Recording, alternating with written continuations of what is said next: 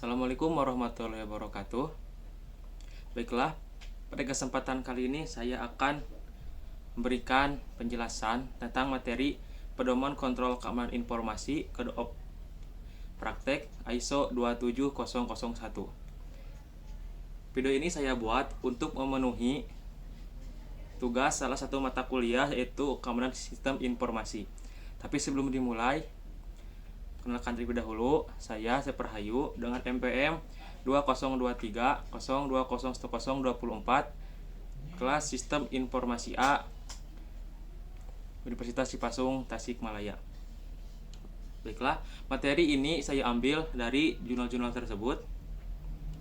Langsung saja. Pengertian keamanan informasi dan ISO 27001. Keamanan informasi merupakan upaya sistematis untuk melindungi aset informasi organisasi agar tetap rahasia, utuh, dan tersedia saat dibutuhkan.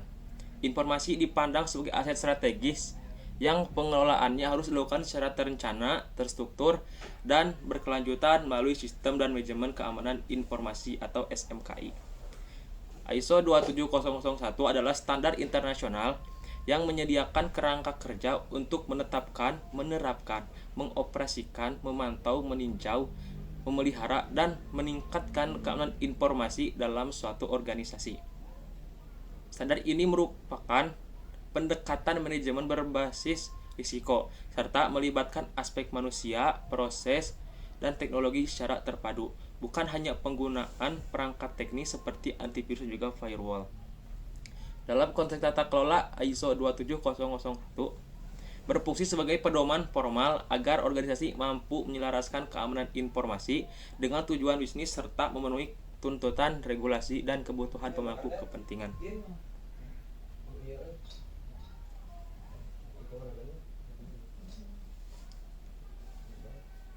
Dua, pedoman kontrol keamanan informasi ISO 27001.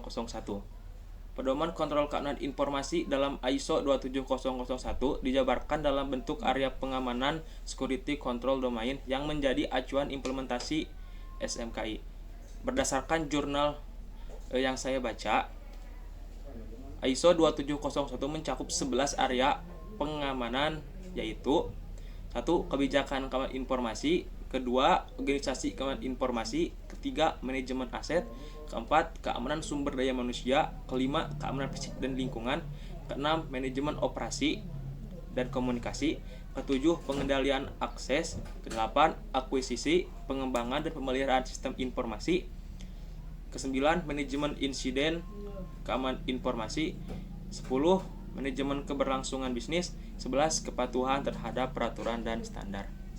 Sementara itu, dari jurnal lain yang saya baca menekankan bahwa kontrol keamanan informasi harus diimplementasikan sebagai bagian dari tata kelola keamanan informasi, yaitu sistem yang mengarahkan dan mengendalikan aktivitas informasi agar selaras dengan strategi organisasi. Kontrol dipilih berdasarkan hasil identifikasi dan penilaian risiko, terutama pada risiko dengan tingkat tinggi dan juga ekstrim. Contoh kasus penerapan dan permasalahannya. Contoh kasus nyata ditunjukkan pada penelitian di PDAM XYZ, sebuah perusahaan penyedia layanan air bersih yang telah menggunakan sistem informasi dalam operasionalnya. Organisasi ini mengalami beberapa insiden keamanan informasi serius, antara lain kebakaran server yang mengakibatkan hilangnya seluruh data pelanggan. Insiden tersebut terjadi karena tidak terpenuhinya standar keamanan dan lingkungan, seperti ruang server yang tidak terkontrol suhu dan kelembabannya, penggunaan komputer biasa sebagai server, serta ketiadaan antivirus juga firewall. Kasus lain yang disebabkan dalam jurnal yang disebutkan dalam beberapa jurnal, yaitu insiden peretasan juga penyalahgunaan sistem informasi di Indonesia, terutama perusahaan, situs web, institusi besar, juga di pemerintahan yang baru-baru saja terjadi beberapa tahun yang lalu. Bocor data pada sistem EKTP yang mana menunjukkan lemahnya perhatian terhadap keamanan informasi sebagai sebelum insiden itu terjadi. 4. Cara menanggulanginya. Cara menanggulangi permasalahan keamanan informasi menurut jurnal yang saya baca, yaitu dengan menerapkan ISO 27001 secara menyeluruh dan berkelanjutan. Organisasi harus memulai dengan mengidentifikasi dan juga menilai resiko keamanan informasi. Kemudian menentukan kontrol yang sesuai dengan tingkat risiko tersebut. Pendekatan plan do check out digunakan untuk memastikan SMKI berjalan efektif. Tahapan plan berfokus pada penetapan kebijakan dan sasaran keamanan informasi. Do pada implementasi kontrol prosedur.